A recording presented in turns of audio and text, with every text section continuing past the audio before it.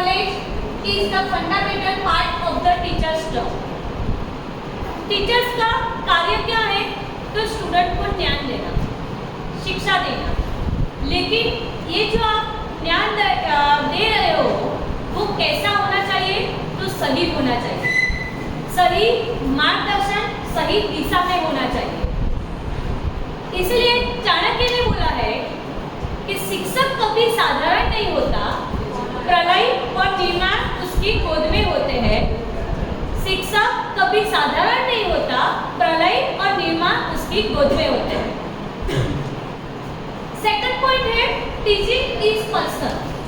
Teaching is personal, उसका meaning क्या है? क्योंकि टीचर क्लास में जो पढ़ाते हैं वो सब बच्चे को शिक्षा तो देते हैं, लेकिन पर्टिकुलर सभी बच्चे के प्रति पर्सनली जो ध्यान रखना है उसको बोलते हैं teaching is personal. Next point है one should have passion for teaching to be professional teacher. अगर आपको एक प्रोफेशनल टीचर बनना है तो आपके सब्जेक्ट के प्रति आपका जुनून होना चाहिए। And need to know the purpose of the teaching to the student and have to understand the importance of role of teachers in student life. Teachers को आपको ज्ञान देना है, टीचर्स को स्टूडेंट को जो भी रिलेटेड है उसका नॉलेज देना है, ज्ञान देना है।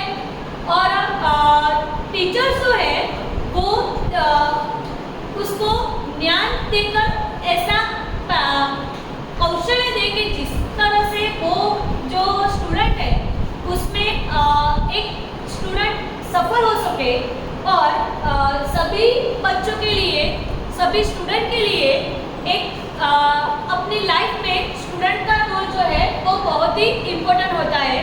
क्योंकि जो टीचर्स है वो जो भी बोलते हैं, जो भी करते हैं वही स्टूडेंट करते हैं। एक बोला है कि अच्छा परिणाम लाना है तो सिर्फ बातों से काम नहीं चलेगा, लेकिन उसके लिए हमको लड़ना पड़ेगा। एंड एंड और एंड ये दोनों सिमिलर है, उसको बोलने में हम एंड ही बोलते हैं, लेकिन एक का मीनिंग है तोड़ना और दूसरे का मीनिंग है जोड़ना। तो टीचर्स बच्चों को अपने साथ कैसे जोड़ सकते हैं जिसके तरह से बच्चों को वो नए रूप दे सके, नए आकार दे सके। तो इसलिए स्टूडेंट की लाइफ में अपने टीचर्स का बहुत ही महत्वपूर्ण हिस्सा होता है। Teachers is someone who has to set ground rules and let students know the importance and make them follow rules। जो टीचर्स है वो अपने रूल्स, जो नियमों है वो स्थापित करता है और बच्चों को उस रूल्स का इम्पोर्टेंस समझाना है कि जो टीचर्स ने रूल्स बनाया है उस रूल्स का इम्पोर्टेंस क्या है, और स्टूडेंट के साथ वही रूल्स फॉलो लेना है। Next, teacher need to create peaceful and creative environment. अगर जो टीचर है उसको अच्छा पढ़ाना है तो पहले तो क्लास में क्रिएटिव और पीसफुल एनवायरनमेंट होना चाहिए। तो सभी बच्चे उस वातावरण में शांतिपूर्ण उसको पढ़ पाएंगे और सभी बच्चे उसको याद रख पाएंगे। तो पहले तो टीचर को क्लासरूम में जाके क्रिएटिव और पीसफुल एनवायरनमेंट बनाना है। Next, we have to be very understanding and never have to discourage student for their failure, but have to let student know their failure or drawbacks and help them to work on it. जो भी बच्चा fail हुआ है उसको डराना नहीं है, उसको समझाना है कि अभी जो टीचिंग है उसका इम्पोर्टेंस क्या है। आप कुछ भी ऐसा नहीं है कि जो कर नहीं सकते। ओके, आप में ताकत है, आप उसकी शुरुआत करो, उसको पढ़ो, आपके मन में जो भी फेल होने का डर है उसको निकालो और टीचर को उसके लिए उसको जागरूक करना चाहिए और उसके जो भी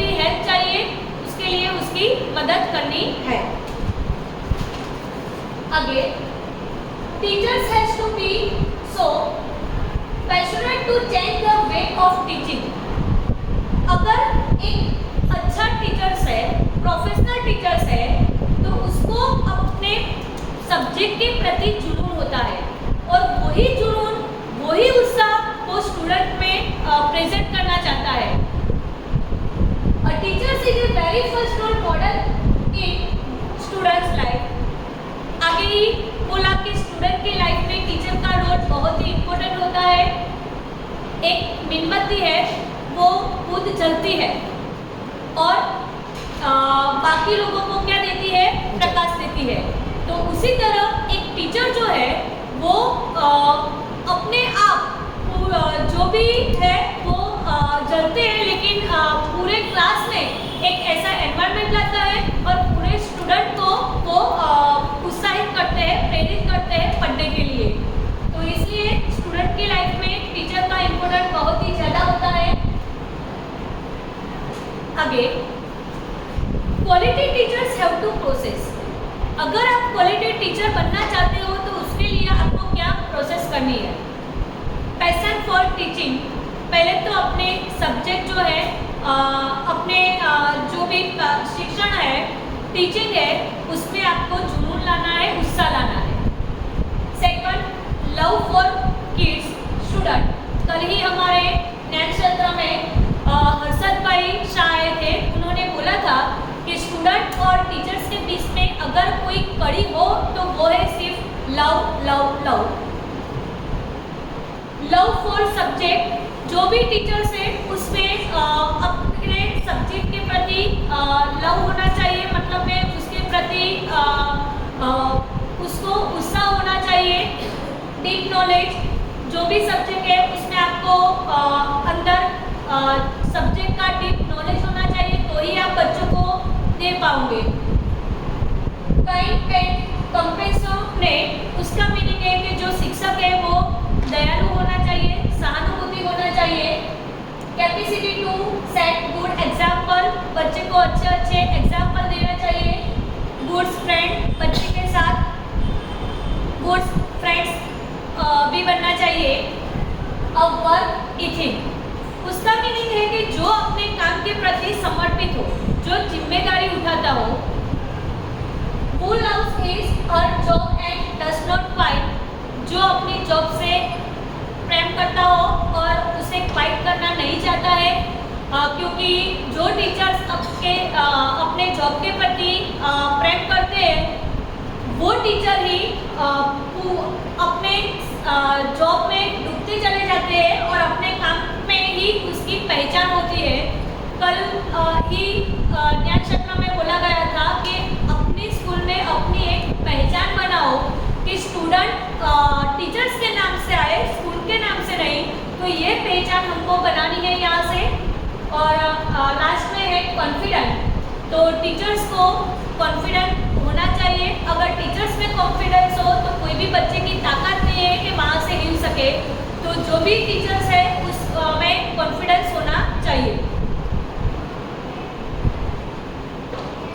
एक उसके लिए है कि पुस्तक, एक पेन और एक विद्यार्थी पूरी दुनिया को बदल सकता है। अगर एक पुस्तक, एक पेन और एक स्टूडेंट साथ में हो तो पूरी दुनिया को वो बदल सकता है, लेकिन वो स्टूडेंट अपने आप नहीं कर सकता, उसके टीचर्स की हेल्प जरूरी होती है।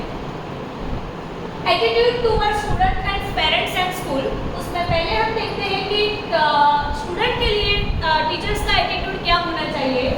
तो पहले तो है सहानुभूति, छात्रों की भावनाओं और जरूरतों को समझो, बच्चों को क्या चाहिए वो पहले हमको देखना है। सेकंड पे है प्रेरणा, छात्रों को प्रेरित करना और उनकी रुचि बढ़ाना। बच्चे को किसकी जरूरत है, बच्चे को पढ़ने के लिए प्रेरित करना है और उनकी जो सब्जेक्ट है उसमें हमको रुचि बढ़ानी है, इसलिए वो प्रेरित हो और वो सब्जेक्ट को पढ़े। थर्ड है सहयोग, छात्रों के साथ सहयोग करना है, उनकी समस्याओं का समाधान करना है। आगे हमने पढ़ लिया कि सहयोग उसका मीनिंग है कि उसके साथ हमको फ्रेंडली रहना है और उसकी जो भी समस्या है वो हमको दूर करनी है। न्यायप्रियता, छात्रों के साथ व्यवहार करना चाहिए। अगर उसको हम मान देंगे तो भी टीचर्स को भी वो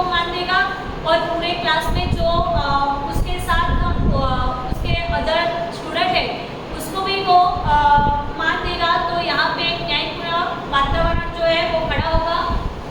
उत्तरदायित्व, छात्रों की शिक्षा की प्रगति को उत्तरदायित्व देना है।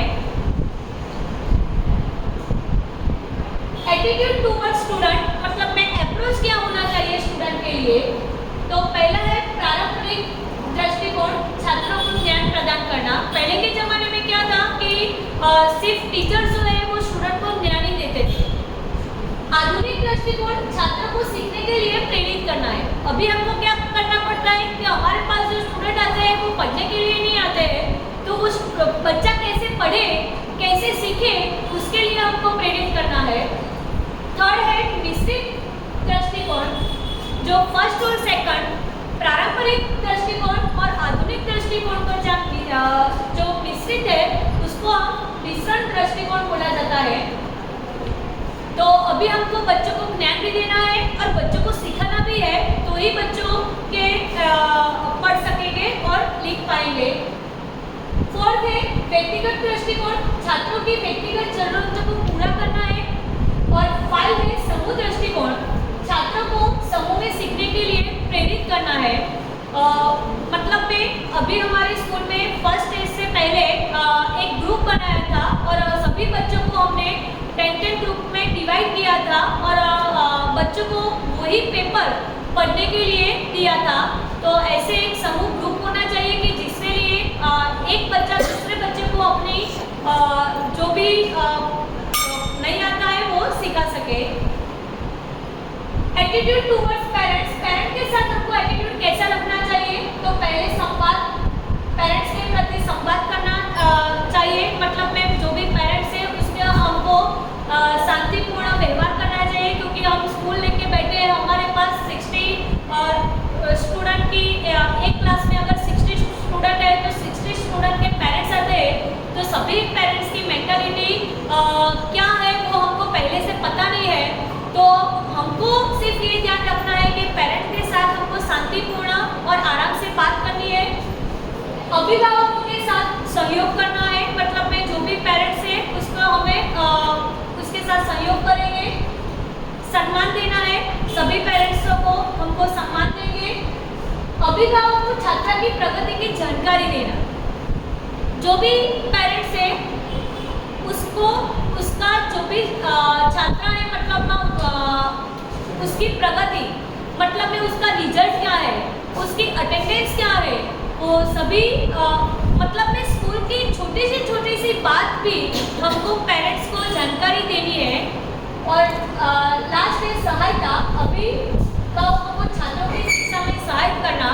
अगर अभी जो देख रहे हैं कि पेरेंट्स जो है वो कभी कोई पेरेंट्स अनपढ़ भी होते हैं, उनको जो बच्चा जिस स्टैंडर्ड में रखा है कि कोई भी पेरेंट्स ऐसा नहीं होता कि पूरा उसको नॉलेज हो।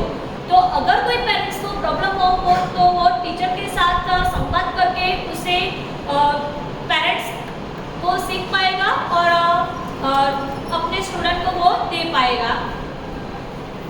एटीट्यूड टूवर्ड्स स्कूल, स्कूल के लिए हमको क्या एटीट्यूड लेना चाहिए। तो पहले है अनुशासन, स्कूल में अनुशासन बनाए। स्कूल में एक नियम होते हैं, रूल्स होते हैं, तो वो रूल्स सब टीचर्स फॉलो करें। सहयोग, स्कूल के साथियों के साथ सहयोग करना। अभी हम स्कूल में स्टाफ में रहते हैं तो हमारे पास सभी स्टाफ मित्र होते हैं, तो सभी के प्रति हमको मान होना चाहिए और उसके साथ सहयोग करना चाहिए कि कोई भी अंडरस्टैंडिंग हो तो वो हम आराम से दूर कर सकें। स्कूल का सम्मान करना चाहिए। अगर टीचर सिर्फ स्कूल का सम्मान नहीं करेंगे तो स्टूडेंट करने वाले ही नहीं है। तो पहले तो टीचर को स्कूल का सम्मान कैसे करना है वो सीखना चाहिए। जिम्मेदारी, स्कूल की जिम्मेदारी लेना। अगर जो टीचर स्कूल की जिम्मेदारी से भागते हैं ना, वो कभी स्कूल में अपना एक हिस्सा नहीं बना पाते। तो स्कूल में जिम्मेदारी फिनिश करना है और स्कूल के विकास में योगदान करना। तो स्कूल का जो भी विकास हो रहा है उसमें सभी टीचर का साथ होना चाहिए, क्योंकि कोई स्कूल या कोई प्रिंसिपल ऐसा नहीं है कि वो अपने आप अकेले कर सके। तो इसके लिए सभी शिक्षकों का साथ होना जरूरी है, क्योंकि कोई काम एक पर्टिकुलर व्यक्ति से नहीं होगा। अगर टीम होगी, टीम लीडर होगा, टीम प्लेयर होगा, तो ही हम टीम वर्क में काम कर सकेंगे और सक्सेस कर सकेंगे। तो यहाँ पे मेरा जो भी टॉपिक है वो फिनिश होता है।